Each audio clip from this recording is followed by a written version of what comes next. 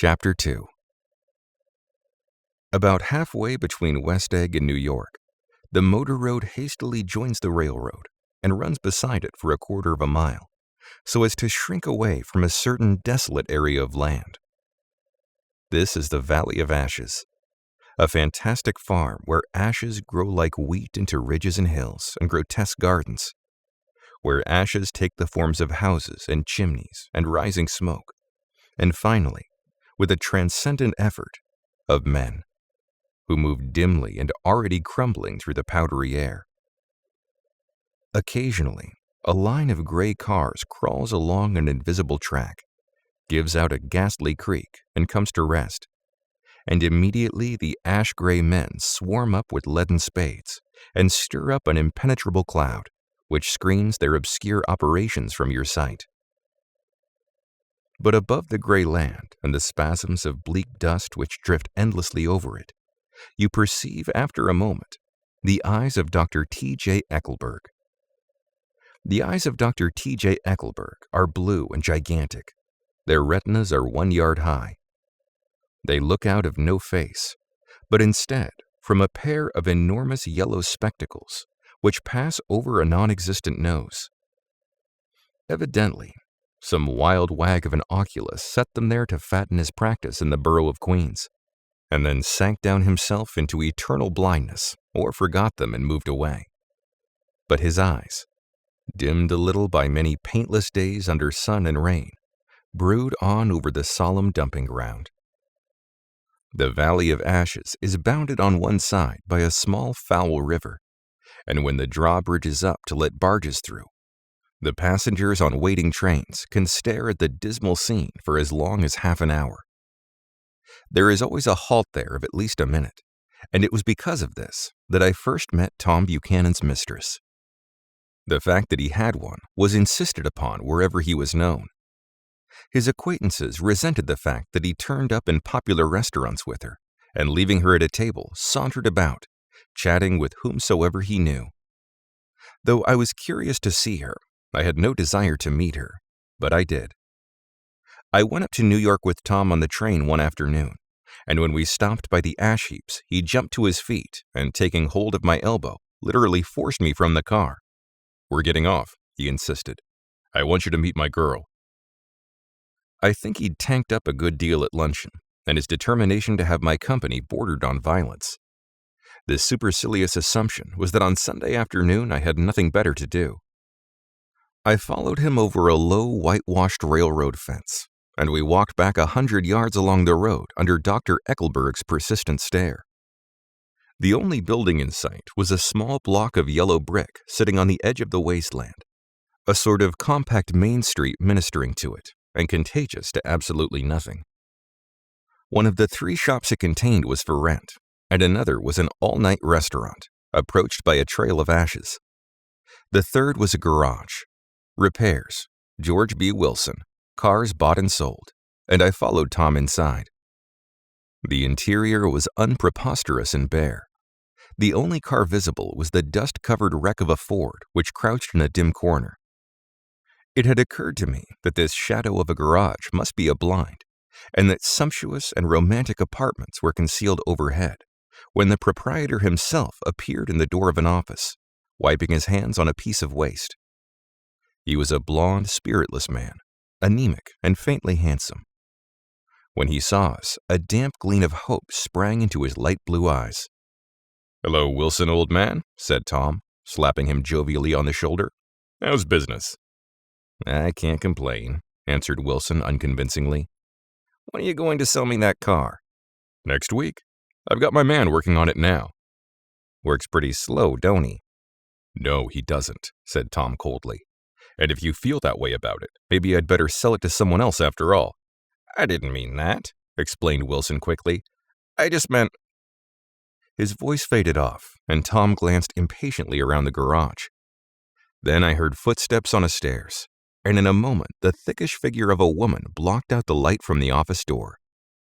She was in the middle 30s and faintly stout, but she carried her surplus flesh sensuously as some women can. Her face, above a spotted dress of dark blue crepe de chine, contained no facet of gleam or beauty, but there was an immediately perceptible vitality about her, as if the nerves of her body were continually smoldering. She smiled slowly, and walking through her husband as if he were a ghost, shook hands with Tom, looking him flush in the eye. Then she wet her lips, and without turning around spoke to her husband in a soft, coarse voice. "Get some chairs, why don't you, so somebody can sit down?" "Oh, sure," agreed Wilson hurriedly, and went toward the little office, mingling immediately with the cement color of the walls. A white ashen dust veiled his dark suit and his pale hair, as it veiled everything in the vicinity, except his wife, who moved close to Tom. "I want to see you," said Tom intently. "Get on the next train." "All right. I'll meet you by the newsstand on the lower level." She nodded and moved away from him just as George Wilson emerged with 2 chairs from his office door. We waited for her down the road and out of sight. It was a few days before the 4th of July, and a gray, scrawny Italian child was setting torpedoes in a row along the railroad track. "Terrible place, isn't it?" said Tom, exchanging a frown with Dr. Eckelberg. "Awful. It does her good to get away." "Doesn't her husband object?" "Wilson? He thinks she goes to see her sister in New York. He's so dumb he doesn't know he's alive." So Tom Buchanan and his girl and I went up together to New York, or not quite together, for Mrs. Wilson sat discreetly in another car. Tom deferred that much to the sensibilities of those East Eggers who might be on the train. She had changed her dress to a brown-figured muslin, which stretched tight over her rather wide hips as Tom helped her on the platform in New York. At the newsstand, she bought a copy of Town Tattle and a moving picture magazine, and in the station drugstore some cold cream and a small flask of perfume. Upstairs, in the solemn echoing drive, she let 4 taxicabs drive away before she selected a new one, lavender-colored with gray upholstery, and in this we slid out from the mass of the station into the glowing sunshine. But immediately, she turned sharply from the window, and leaning forward, tapped on the front glass. "I want to get one of those dogs," she said earnestly. "I want to get one for the apartment. They're nice to have, a dog." We backed up to an old gray man who bore an absurd resemblance to John D. Rockefeller. In a basket swung from his neck cowered a dozen very recent puppies of an indeterminate breed. "What kind are they?" asked Mrs. Wilson eagerly as he came to the taxi window. "Well, all kinds. What kind do you want, lady?" "I'd like to get one of those police dogs. I don't suppose you got that kind." The man peered doubtfully into the basket, plunged in his hand and drew one up, wriggling by the back of the neck. "That's no police dog," said Tom. "No, it's not exactly a police dog," said the man with disappointment in his voice. "It's more of an Arendale." He passed his hand over the brown wash rag of a back. "Look at that coat. Some coat. That's a dog that'll never bother you with catching cold." "I think it's cute," said Mrs. Wilson enthusiastically. "How much is it?" "That dog?" He looked at it admiringly. "That dog will cost you $10. The Airedale. Undoubtedly there was an Airedale concerned in it somewhere, though its feet were startlingly white, changed hands and settled down into Mrs. Wilson's lap, where she fondled the weatherproof coat with rapture. "Is it a boy or a girl?" she asked delicately. "That dog? That dog's a boy." "It's a bitch," said Tom decisively. "Here's your money. Go and buy 10 more dogs with it." We drove over to Fifth Avenue, so warm and soft, almost pastoral on the summer Sunday afternoon, that I couldn't have been surprised to see a great flock of white sheep turn the corner. "Hold on," I said. "I have to leave you here." "No, you don't," interposed Tom quickly. "Myrtle will be hurt if you don't come up to the apartment. Won't you, Myrtle?" "Come on," she urged. "I'll telephone my sister Catherine. She's said to be very beautiful by people who ought to know." "Well, I'd like to, but—" We went on, cutting back again over the park toward the West Hundreds. At 158th Street, the cab stopped at one slice in a long white cake of apartment houses. Throwing a regal homecoming glance around the neighborhood, Mrs. Wilson gathered up her dog and her other purchases and went haughtily in. "I'm going to have the McKees come up," she announced as we rose in the elevator. "And of course, I got to call up my sister, too." The apartment was on the top floor. A small living room, a small dining room, a small bedroom, and a bath. The living room was crowded to the doors with a set of tapestried furniture entirely too large for it, so that to move about was to stumble continuously over scenes of ladies swinging in the gardens of Versailles. The only picture was an over-enlarged photograph, apparently a hen sitting on a blurred rock. Looked at from a distance, however, the hen resolved itself into a bonnet, and the countenance of a stout old lady beamed down across the room. Several old copies of Town Tattle lay on the table, together with a copy of Simon Called Peter, and some of the small scandal magazines of Broadway. Mrs. Wilson was first concerned with the dog. A reluctant elevator boy went for a full box of straw and some milk, to which he added on his own initiative a tin of large hard dog biscuits, one of which decomposed apathetically in the saucer of milk all afternoon. Meanwhile, Tom brought out a bottle of whiskey from a locked bureau door. I have been drunk just twice in my life, and the second time was that afternoon, so everything that happened has a dim, hazy cast over it, although until after 8 o'clock the apartment was full of cheerful sun. Sitting on Tom's lap, Mrs. Wilson called up several people on the telephone. Then there were no cigarettes, and I went out to buy some at the drugstore on the corner. When I came back, they had disappeared, so I sat down discreetly in the living room and read a chapter of Simon Called Peter. Either it was terrible stuff, or the whiskey distorted things, because it didn't make any sense to me. Just as Tom and Myrtle, after the first drink Mrs. Wilson and I called each other by our first names, reappeared, company commenced to arrive at the apartment door.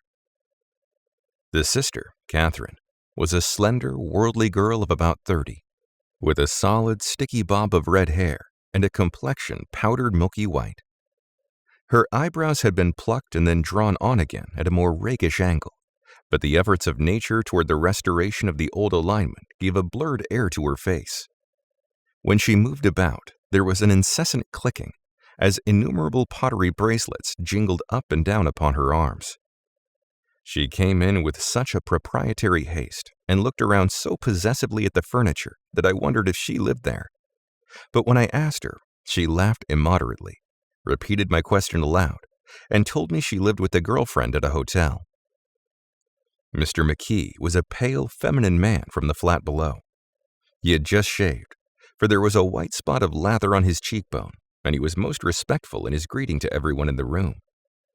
He informed me that he was in the artistic game, and I gathered later that he was a photographer, and had made the dim enlargement of Mrs. Wilson's mother, which hovered like an ectoplasm on the wall. His wife was shrill, languid, handsome, and horrible. She told me with pride that her husband had photographed her 127 times since they had been married. Mrs. Wilson had changed her costume some time before, and was now attired in an elaborate afternoon dress of cream-colored chiffon, which gave out a continual rustle as she swept about the room. With the influence of her dress, her personality had also undergone a change. The intense vitality that had been so remarkable in the garage was converted into impressive hauteur. Her laughter, her gestures, her assertions became more violently affected moment by moment, and as she expanded, the room grew smaller around her, until she seemed to be revolving on a noisy, creaking pivot through the smoky air. "My dear," she told her sister in a high, mincing shout, "most of these fellows will cheat you every time. All they think of is money. I had a woman up here last week to look at my feet, and when she gave me the bill, you'd have thought she had my appendicitis out." "What was the name of the woman?" asked Mrs. McKee. "Mrs. Eberhardt. She goes around looking at people's feet in their own homes." "I like your dress," remarked Mrs. McKee. "I think it's adorable." Mrs. Wilson rejected the compliment by raising her eyebrow in disdain. "It's just a crazy old thing," she said. "I just slip it on sometimes when I don't care what I look like." "But it looks wonderful on you, if you know what I mean," pursued Mrs. McKee. "If Chester could only get you in that pose, I think he could make something of it." We all looked in silence at Mrs. Wilson, who removed a strand of hair from over her eyes and looked back at us with a brilliant smile. Mr. McKee regarded her intently with his head on one side, and then moved his hand back and forth slowly in front of his face. "I should change the light," he said after a moment. "I'd like to bring out the modeling of the features, and I'd try to get a hold of all the back hair." "I wouldn't think of changing the light," cried Mrs. McKee. "I think it's—" Her husband said, "Shh," and we all looked at the subject again, whereupon Tom Buchanan yawned audibly and got to his feet.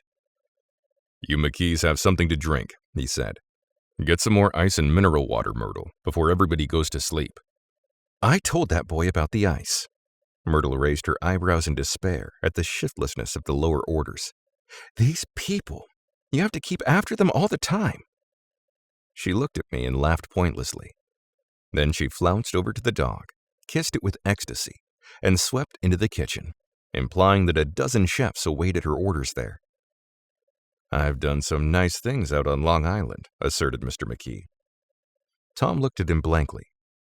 "2 of them we have framed downstairs." "2 what?" demanded Tom. "2 studies.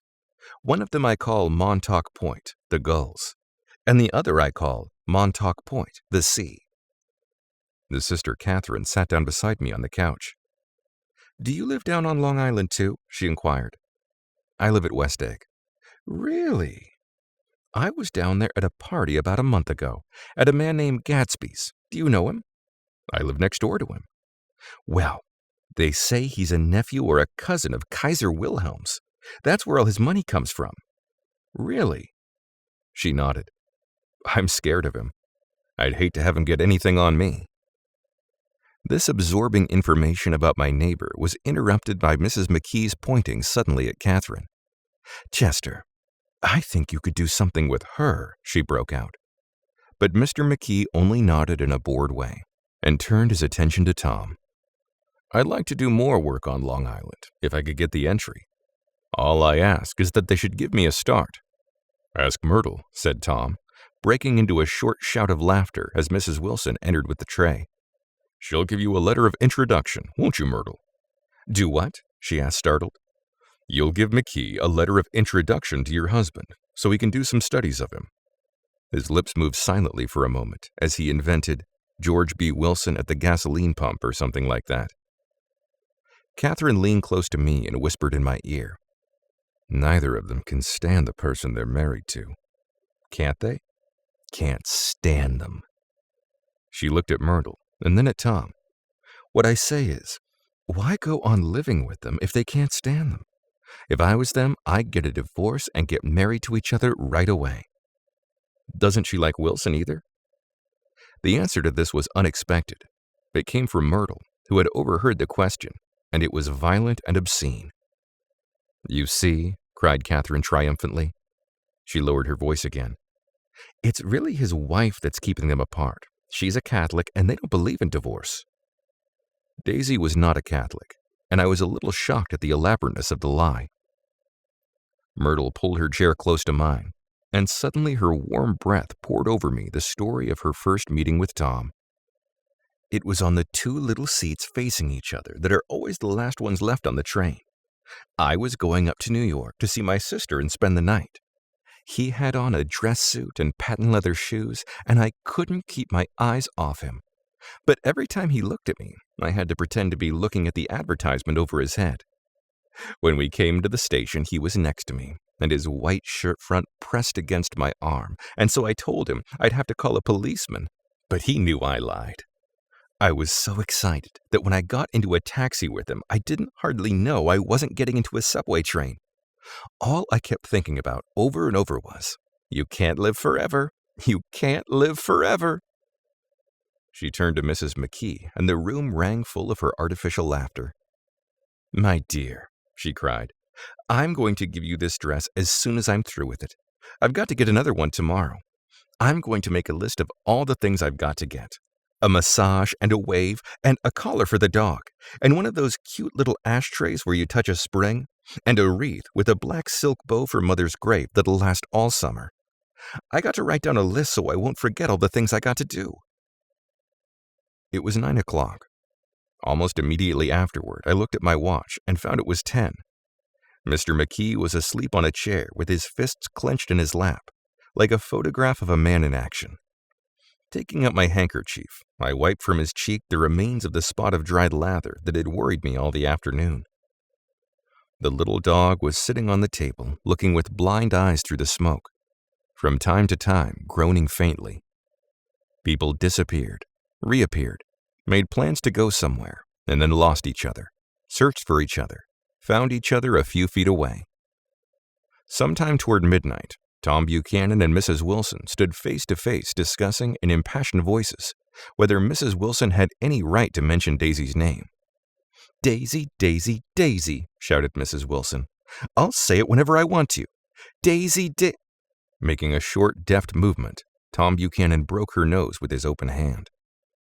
Then there were bloody towels upon the bathroom floor, and women's voices scolding, and high over the confusion, a long, broken wail of pain. Mr. McKee awoke from his doze and stared in a daze toward the door. When he had gone halfway, he turned around and stared at the scene, his wife and Catherine scolding and consoling as they stumbled here and there among the crowded furniture with articles of aid, and the despairing figure on the couch, bleeding fluently, and trying to spread a copy of Town Tattle over the tapestry scenes of Versailles. Then Mr. McKee turned and continued on out the door. Taking my hat from the chandelier, I followed. "Come to lunch someday," he suggested as we groaned down the elevator. "Where?" "Anywhere." "Keep your hands off the lever," snapped the elevator boy. "I beg your pardon," said Mr. McKee with dignity. "I didn't know I was touching it." "All right," I agreed. "I'll be glad to." I was standing beside his bed, and he was sitting up between the sheets, clad in his underwear, with a great portfolio in his hands. Beauty and the Beast. Loneliness. Old Grocery Horse. Brooklyn Bridge. Then I was lying half asleep in the cold lower level of the Pennsylvania station, staring at the Morning Tribune and waiting for the 4 o'clock train.